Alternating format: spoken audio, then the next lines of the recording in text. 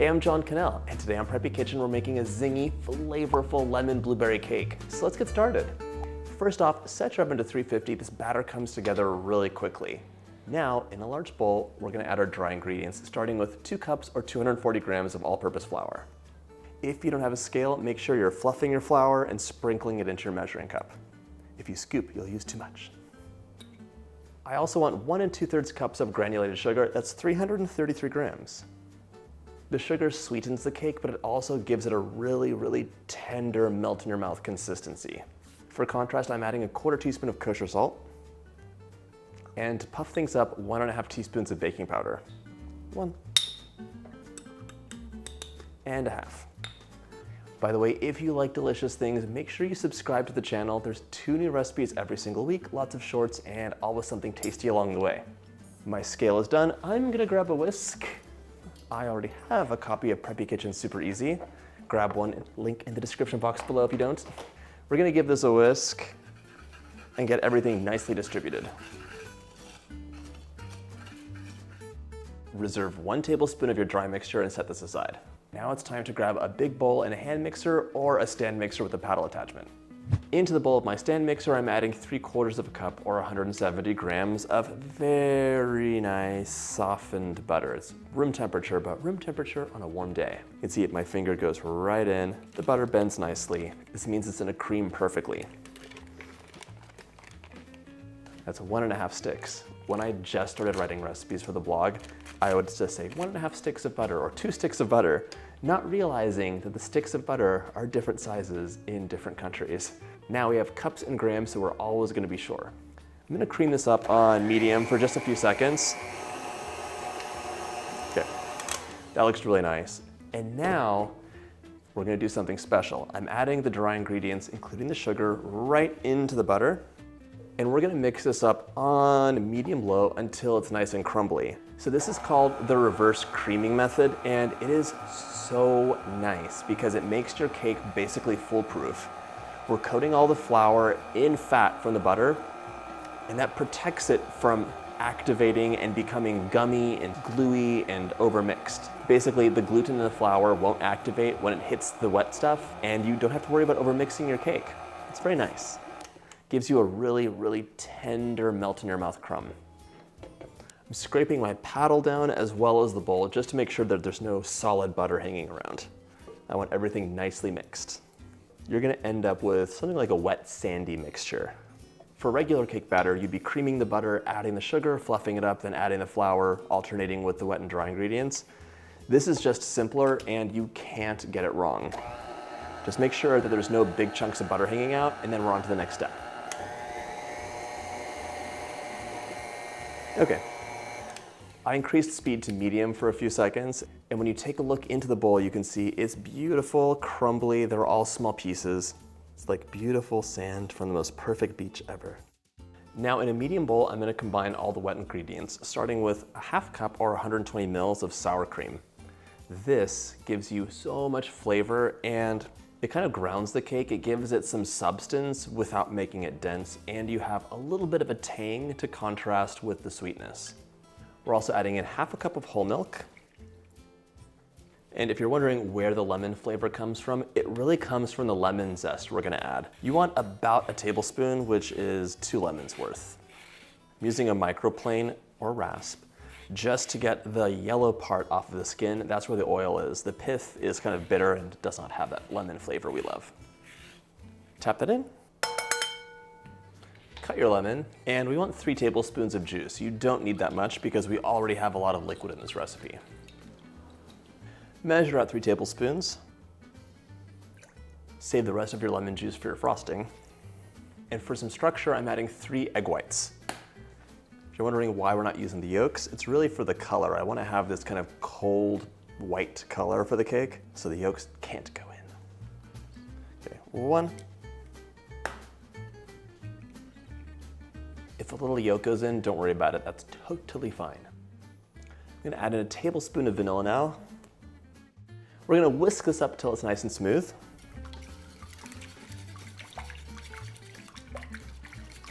Right now you're just breaking up the egg whites and the sour cream. The rest mixes very well. Before everything comes together, we have one more thing to do, and that's combine our tablespoon of reserved dry mixture with our blueberries. Just give that a little toss. The flour, in theory, traps a little bit of air around the blueberries and helps them to float in your batter and not just sink to the bottom. With my mixer running on low, I'm gonna drizzle in this wet mixture.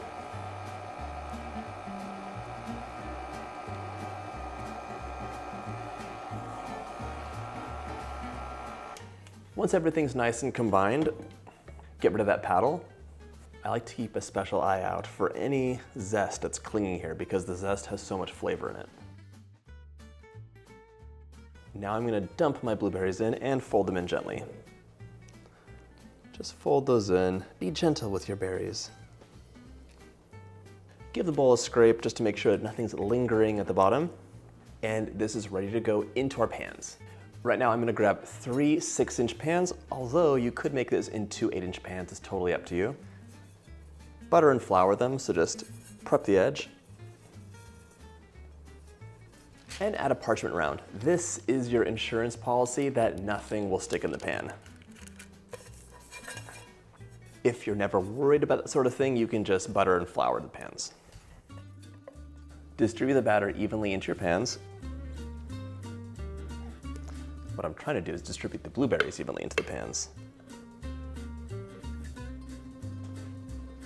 If you want, you can eyeball it, but I like to use a scale just to make sure everything is exactly the same.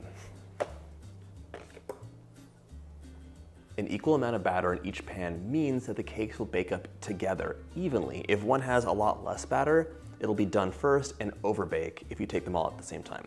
This is optional, but I'm using baking strips today. These are just wet fabric strips that you wrap around your pans, and it insulates them so they bake up really flat. There's no doming, and the edge of the pan has a cake that's nice and soft. If you prefer to have a cake that is kind of like crisp and caramelized on the outside, just don't do this. Using cake strips also means that you won't have any snacking cake when you trim the tops off. My cake's ready to go into the oven, 350 for about 30 minutes or until the center is springy to the touch. In you go.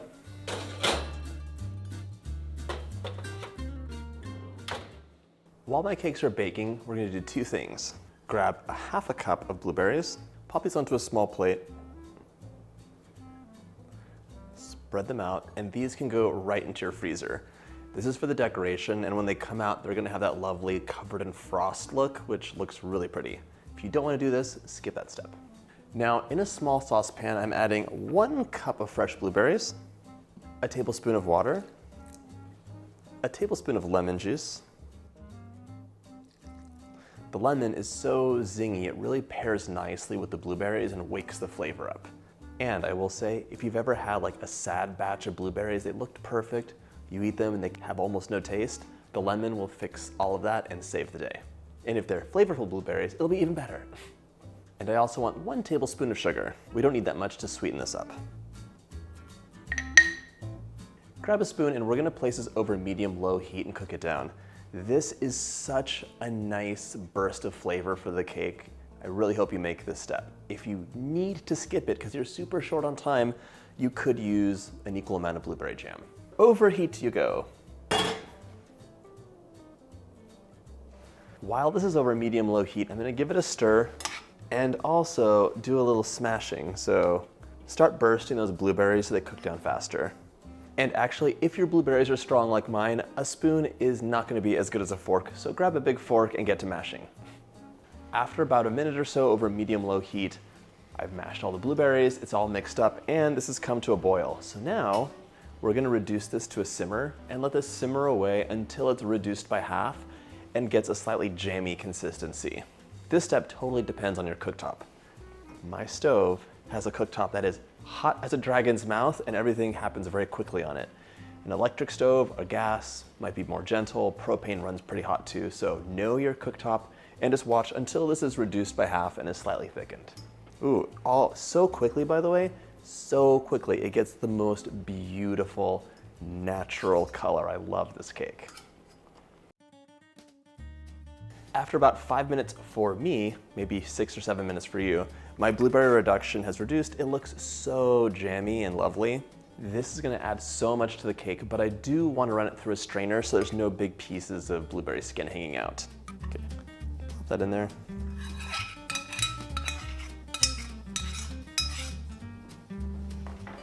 All right, run it through. All we want is that delicious blueberry reduction, not the skins.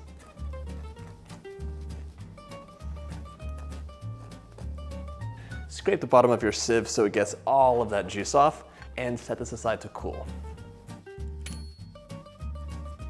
My cakes are cooling and they look so puffy and beautiful, I can't wait to pop these out. But first we have to make the buttercream, so grab 1.5 cups or 340 grams of softened, unsalted butter. This is room temperature, but think about it as room temperature on a warm day. Just like with the cake, I can press in very easily and it's gonna cream up beautifully.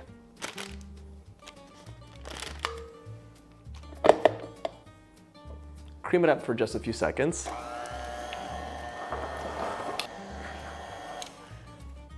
I want about 3 tablespoons of lemon juice, so now would be a good time to squeeze a lemon.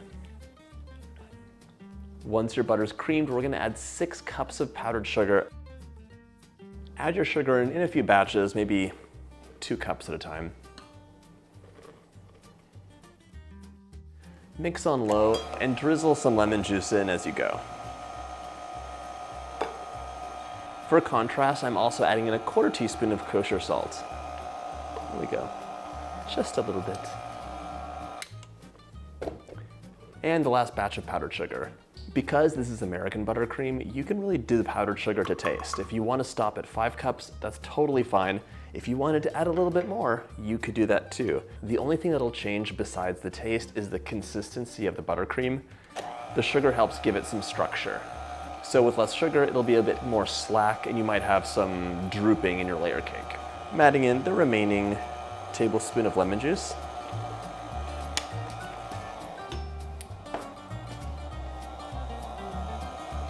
And it's a good time to scrape the bowl down.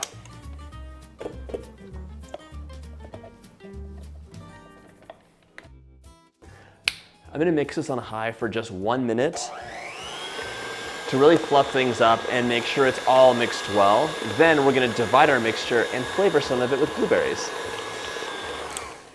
Just a little mixing later and my buttercream is like blindingly white compared to what it was before, basically glowing. In a medium bowl, I'm gonna transfer about 3/4 of a cup of my buttercream and flavor it with my blueberry reduction. We didn't forget about that, and it's gonna give us so much flavor and beautiful color. I'm gonna add my blueberry reduction to my reserved buttercream, about a tablespoon at a time, and mix it in until I have the desired color, flavor, and consistency. It's totally up to you.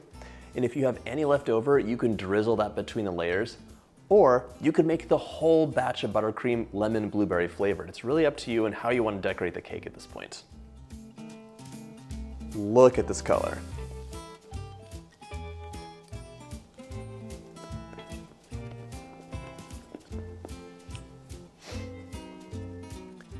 That is stunning. Oh my gosh. The taste is excellent too. Oh, it's so nice. It's time to assemble our cake. I let my cakes cool in the pan, which was fine because I had that parchment paper. So pretty. Okay. Snip the tips off your piping bags if you're using them. I'm gonna do blueberry buttercream in the middle and lemon buttercream on the outside.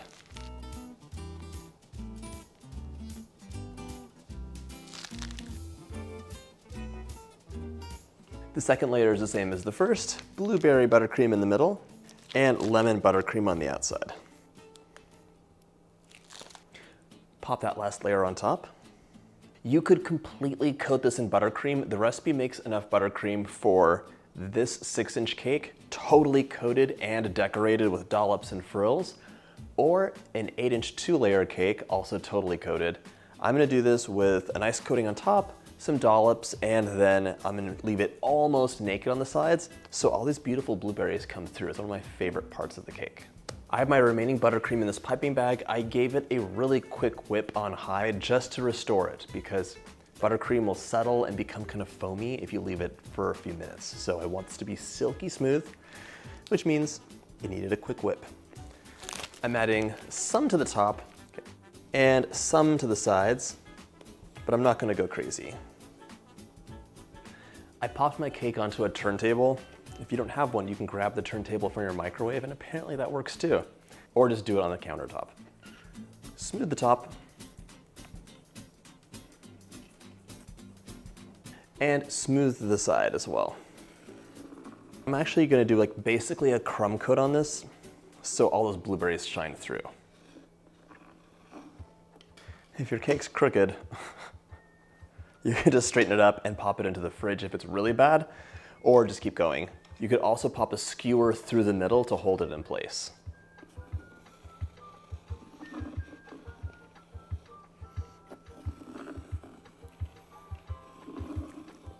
Pull the top in for a nice corner. Finish your cake with a ring of dollops along the top.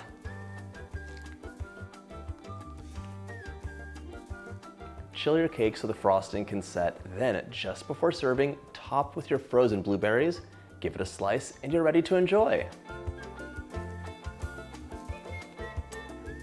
That cake is packed with blueberry and lemon flavor, and it is melt in your mouth. Amazing. I hope you get a chance to make this recipe, and if you like this video, hit that subscribe button and check out my easy cake playlist.